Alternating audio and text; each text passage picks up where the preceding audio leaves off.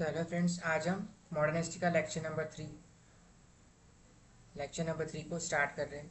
तो पिछले लेक्चर में हमने पोर्चुगीज़ इंडिया में आए थे वो देख लिया था। अब पोर्चुगीज़ जो है इंडिया में 100 साल तक रूल करते हैं। मतलब क्या, 1500 से लेकर 1600 तक पोर्चुगीज़ से कोई कंपटीशन किसी दूसरे यूरोपियन कंट्री से नहीं मिलता है। इस टाइम पे कोई यूरोपियन कंट्री दूसरी आई नहीं थी इंडिया में। ठीक है। तो पोर्चुगीज़ यहाँ पे अपनी सिर्फ ब्लू वाटर पॉलिसी को फॉलो करते हैं।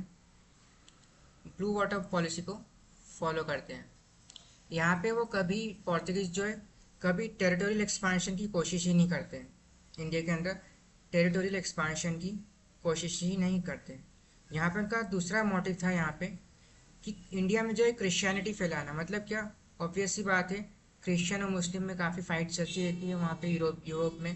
तो यहाँ पे जो क्रिश्चियनिटी है उसको इंडिया में फैलाना। ठीक है। तो इसी बीच क्या होता है, अकबर के टाइम पे अकबर जो है अपनी इबादत खाना में अकबर जो है अपने इबादत खाना में पोर्चुगीज़ को बुलाता है और बोलता है कि आप मुझे कुछ अपने क्रिश्चियन के प्रीस्ट हैं वो आप मुझे अपने इबादत खाना में सेंड करो, मुझे उनसे कुछ बात करनी है। अब यहाँ पे पोर्चुगीज़ को काफ़ी अच्छी अपॉर्चुनिटी दिखती है। उन्हें लगता है कि वो अकबर को ही जो है बैप्टिज्म कर पाएंगे, मतलब उनको अकबर को क्रिश्चियनिटी में कन्वर्ट कर पाएंगे। ठीक है। तो पोर्चुगीज़ जो है एक्वाविया और मॉन्सेरेट, ये दो फादर रहते हैं पोर्चुगीज़ के। ये इनको यहाँ पे अकबर की कोर्ट में सेंड करते हैं। लेकिन 2 साल तक ऐसे ही चलता है और उनको मालूम पड़ जाता है कि अकबर जो है क्रिश्चियनिटी में कन्वर्ट होने में कोई इंटरेस्ट नहीं रखते हैं।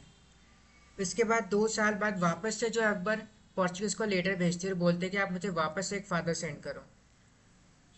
तो फादर पेनेरो जो है अकबर की कोर्ट में जाते हैं। पेनेरो भी वहीं पे कुछ ज़्यादा ट्राई करते नहीं हैं, उनको पता था अकबर को ज़्यादा जो है बैप्टाइज नहीं कर पाएंगे और क्रिश्चियनिटी में कन्वर्ट नहीं कर पाएंगे। इसके बाद जहाँ पिनेरो अकबरी कोर्ट के बाद जहांगीर की टर्म को भी सर्व करते हैं। लेकिन जहांगीर जो है पोर्चुगीज से काफ़ी ज़्यादा खुश नहीं था, वो बहुत ज़्यादा नाराज़ था। क्योंकि फॉर एग्जांपल पोर्चुगीज मुगल मुस्लिम उल्लेमास का अकॉर्डिंग जो है ड्राइंग पेंटिंग करना मना है कि जो, ठीक है। तो उसमें लेकिन जहांगीर जो है पेंटिंग पसंद थी जहांगीर को। अब इसमें यहाँ पे फादर पिनेरो क्या बोलते हैं जागीर से कि आप पेंटिंग मत करो, मुस्लिम आपके रिलीजियस में ये अलाउड नहीं है। करेक्ट। तो यहाँ पे जहांगीर काफ़ी इरिटेट हो गए थे पोर्चुगीज से।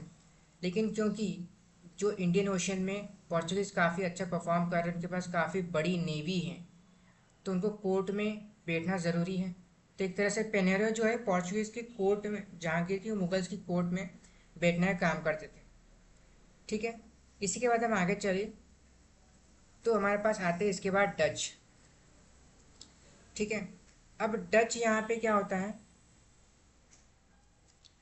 डच की कंपनी जो है 1602 में इस्टेब्लिश होती है नीदरलैंड में, जो कि नीदरलैंड की ईस्ट इंडिया कंपनी होती है। ठीक है। अब ये अपनी पहली फैक्ट्री मैसूलीपट्टनम में इंडिया में आके बनाते हैं, फर्स्ट फैक्ट्री।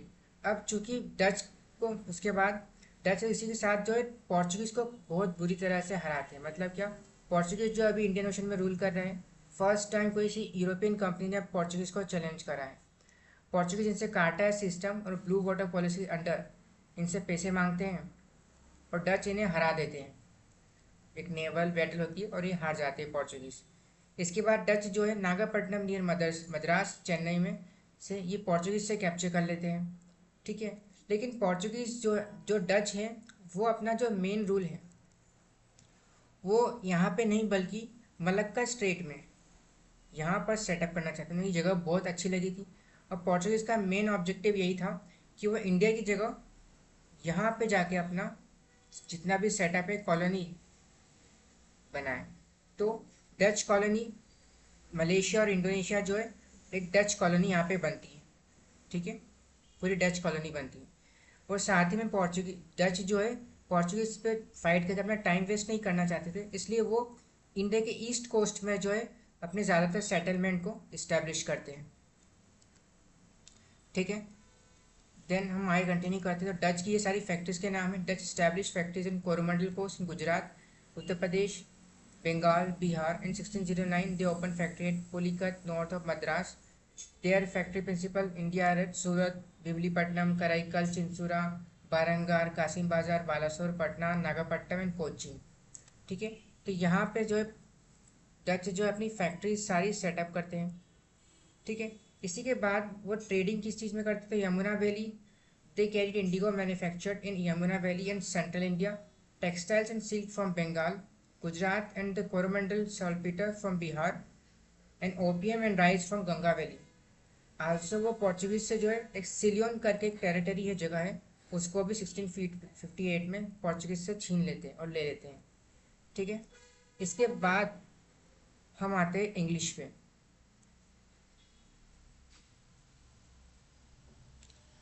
इसके बाद हम आते हैं इंग्लिश पे।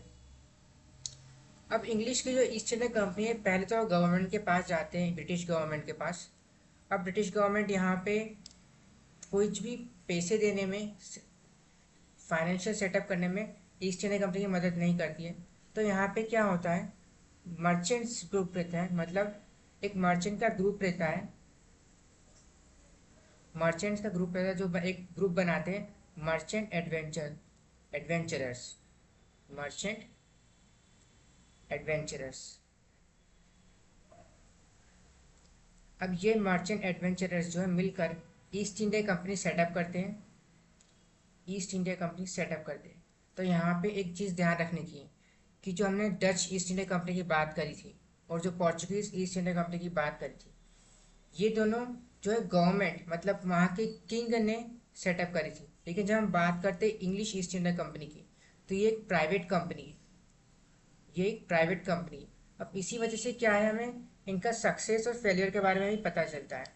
क्योंकि जो पोर्चुगीज और डच की कंपनी थी वो प्रॉफिट बेस्ड नहीं थी। मतलब क्या, डच और पोर्चुगीज जो है प्रॉफिट कमाना नहीं चाहते थे, उनका मेन ऑब्जेक्टिव था प्रेस्टीज, प्रेस्टीज। और यहाँ पे काफ़ी सारी टेरिटरी जो है अपने कब्जे में करना और प्रेस्टीज कमाना।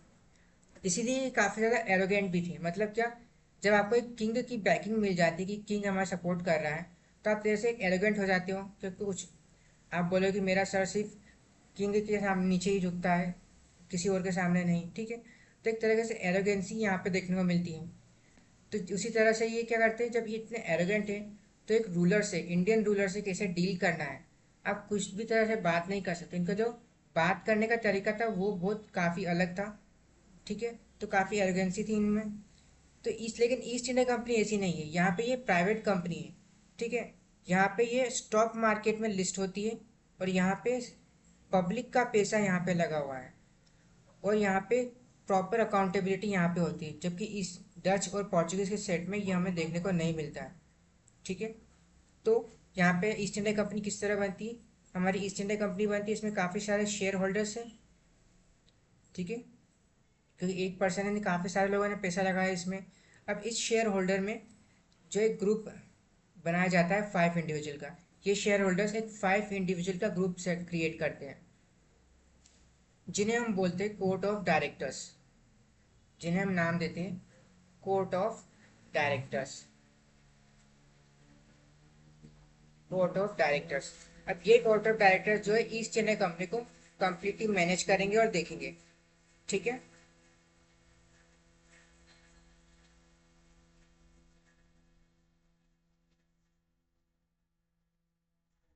तो Thomas Stevens refugee Jesus was the Englishman to sail ground Cape of Good Hope to India and landed in Goa. 1590s Ralph Fitch came to India during the reign of Akbar. 1519 John Melendal came to India via land route. December 1600 Queen Elizabeth issued a charter to East India Company. अब यहाँ पे होता क्या है, जब east India company setup होती है तो वो जाते हैं किंग के पास और वहाँ की क्वीन के पास, क्वीन एलिजाबेथ के पास। अब यहाँ पे ये क्या बोलते हैं कि देखो, अभी अगर हम प्राइवेट कंपनी हैं और अगर आप हमें मोनोपोली, और मोनोपोली नहीं, आप चार्टर नहीं प्रोवाइड करोगे किंग का आपके सपोर्ट का, तो इंडिया में ऑलरेडी पोर्चुगीज़ की कंपनी है, डच कंपनीज भी हैं। अब ईस्ट इंडिया कंपनी ब्रिटिशर से एक बनेगी, फिर सेकंड कंपनी बनेगी और 3-4 कंपनी अगर ऐसे ही आपस में जाएगी, तो हम आपस में ही compete करते रह जाएंगे। यहाँ पे ब्रिटिशर्स को काफ़ी ज़्यादा लॉस होगा, मतलब ब्रिटिश क्राउन को काफ़ी ज़्यादा लॉस होगा।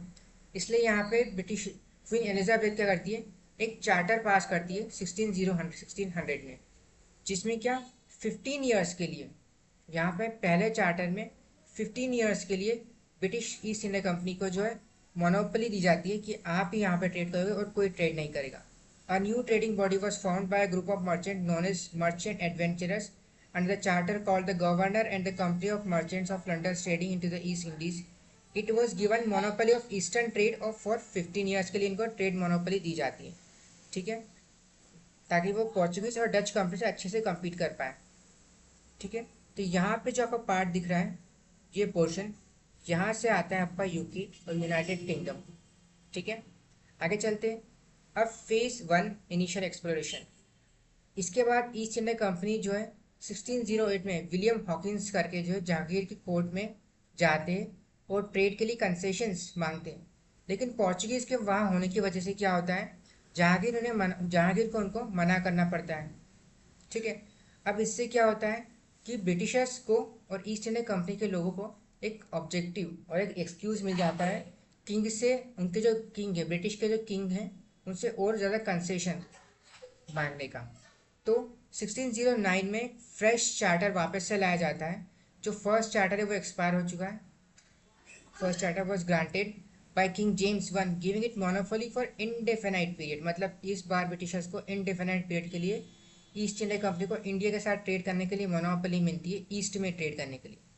तो 11 से 15 से लेकर 11 से 13 तक ब्रिटिश जो है समझ गए थे कि पोर्चुगीज को पहले फाइट करना पड़ेगी, तभी वो ईस्ट इंडिया में अपना जो ट्रेड है वो कर सकते हैं। तो इस 11 से 13 से तक यहाँ पे कैप्टन मिडल्टन जो है पोर्चुगीज की बॉम्बे में डिफीट करते हैं। उसके बाद कैप्टन बेस्ट जो है पोर्चुगीज को डिफीट करते हैं। अब ये बात पहुँचती है जहांगीर तक तो 1613 में कि एक और ऐसी नेवी है जिसने पोर्चुगीज को हरा दिया है। ठीक है, तो यहाँ पे ये बात जाती है जहांगीर तक। 1613 में जहांगीर जो है एक फरमान इशू करते हैं जिसकी वजह से इनको फ्री ट्रेड और सम एग्जेम्पशंस टोल पे मिलते हैं ब्रिटिश को। और सूरत में वो पहली कंपनी अंडर थॉमस एडवर्थ, अपनी पहली कंपनी ब्रिटिशर्स जो है सेटल करते हैं। इसके बाद 1615 में जो जहांगीर है ब्रिटिशर से और खुश होकर उनको वापस से जो है आगरा, बरूच, मसूलीपट्टनम, अहमदाबाद और पार्ट्स ऑफ बंगाल में भी फ्री ट्रेड करने की परमिशन देते हैं और कुछ टोल में एग्जम्पशंस देते हैं। ठीक है, इसके बाद आता है फेज 2। फेज 2 में क्या होता है, हमने यहाँ तक 15 तक देख लिया। इसके बाद आता है 32 और यहाँ पे बीच में कुछ और भी आता है। एक और सन आता है 613, जहांगीर फरमान पहुँचाते हैं। इसके बाद 15 सेकेंड फरमान मिलता है।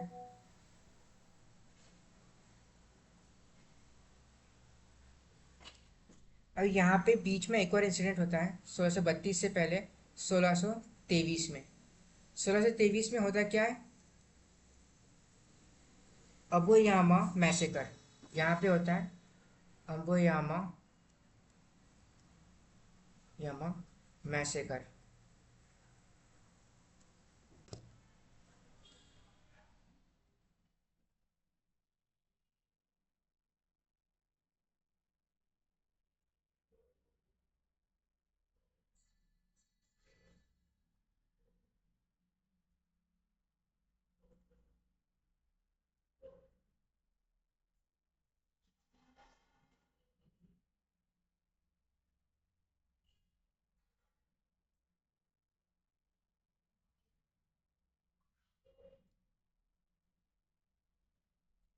अबोयाना मैसेकर। ठीक है, अब इस मैसेकर में क्या होता है कि जो ब्रिटिशर्स थे वो जाते हैं मलक्का स्टेट की तरफ, जहाँ पे डच ने अपना ऑलरेडी स्ट्रॉन्ग होल्ड कर रखा है। यहाँ पे तो ब्रिटिशर्स जाते हैं, इनकी शिप के जो क्रू मेंबर्स हैं इनको कैप्चर कर लिया जाता है, एक नेवल बैटल में कैप्चर कर लिया जाता है।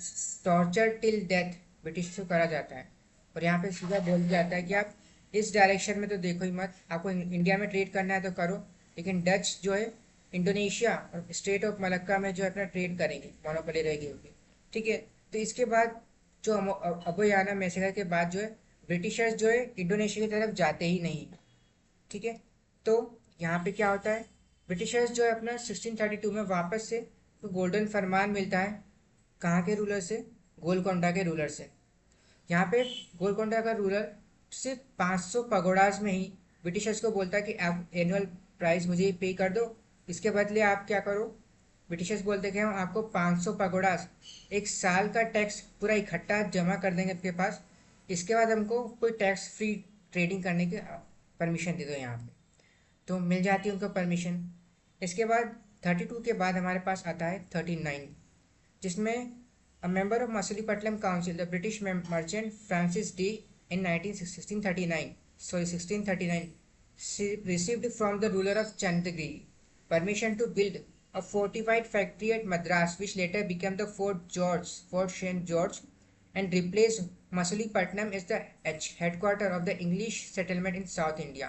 मतलब अब यहाँ पे हमें ब्रिटिशर को एक परमिशन मिल जाती है फोर्टिफाई फैक्ट्री बनाने की, जिसको नाम देते हैं लेटर आगे चल के क्या बनता है, फोर्ट सेंट जॉर्ज, जो कि एक साउथ इंडिया में ब्रिटिशर्स का एक हेडक्वार्टर HQ का काम करता है।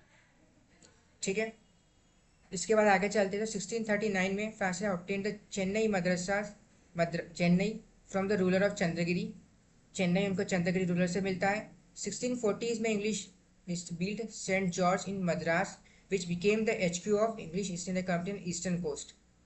ठीक है, तो फोर्ट सेंट जॉर्ज यहाँ पे ईस्टर्न कोस्ट में मिल जाता है। इसके बाद 1651 में first English factory in Bengal was establish करते हैं वो हुगली में, एट हुगली।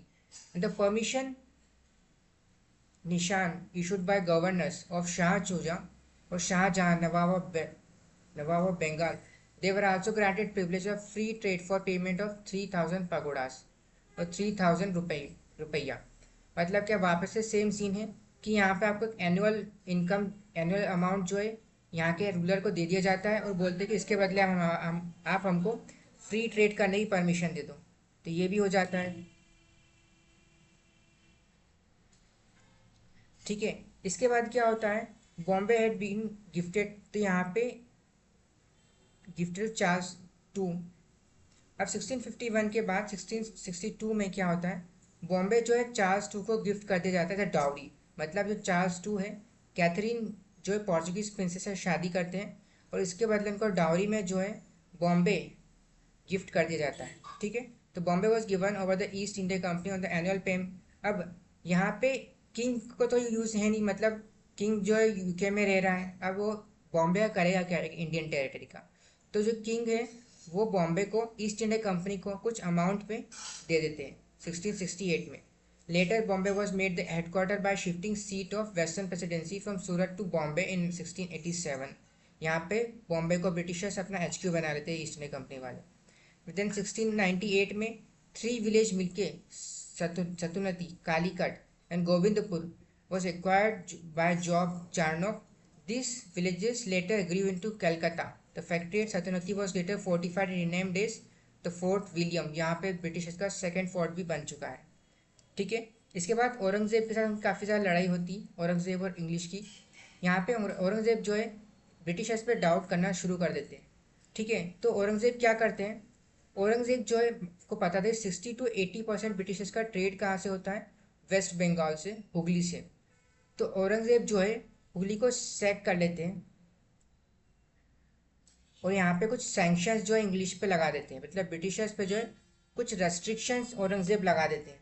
तो ब्रिटिशर्स इसको मना करते हैं कि नहीं, हम इसको फॉलो नहीं करेंगे और जो है औरंगजेब पे डिक्लेयर कर देते हैं वॉर का। अब यहाँ पे औरंगजेब का आता है गुस्सा। 1687 में मुगल्स इन रिटेलिएशन कैप्चर, जो मुगल जो है ब्रिटिशर्स की सारी सेटलमेंट को कैप्चर कर लेते हैं बंगाल में। वहीं 1688 to 89 में under John Child the British seized Mughal ships. यहाँ पे उसके बाद ब्रिटिशर्स भी रिटेलिएट करते और वो Mughal ships harass Hajj pilgrims the west coast. Mughal captured factories all over the empire, Bombay, Surat, Machilipatnam. John was release only after payment of 1 lakh was compensation. इसके बाद क्या होता है 1690, लेकिन इसके बाद मुगल जो है सारी फैक्ट्री, जितनी भी इंडिया में ब्रिटिशर्स की फैक्ट्री थी उनको कैप्चर कर लेते हैं, जितनी भी थी, बॉम्बे, सूरत, मछलीपट्टनम, सब जगह। साथ में जो जॉन है इनको भी अरेस्ट कर लिया जाता है। इसके बाद कुछ पेमेंट देने के बाद इनको कंपनसेशन देने का रिलीज़ कर दिया जाता है। 1690 में ब्रिटिशर्स जो है एम्पायर को कुछ अमाउंट देते हैं, कुछ बड़ा सा अमाउंट देते हैं और उनसे माफ़ी मांग लेते हैं कि ठीक है आप हमारी सारी फैक्ट्रीज हमको वापस कर दो। तो 1691 में farman granted by Aurangzeb exempting the company from payment of custom duties in Bengal return for an annual payment.